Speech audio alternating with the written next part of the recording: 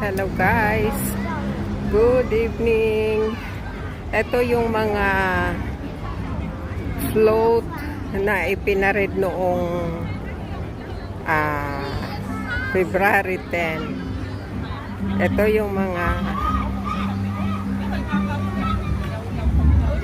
ipinakita noong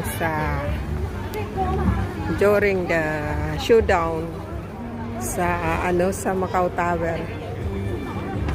Ayan. Pero hindi ako nakalapit kasi dahil sila, malayo lang siya. Ito sa Melco.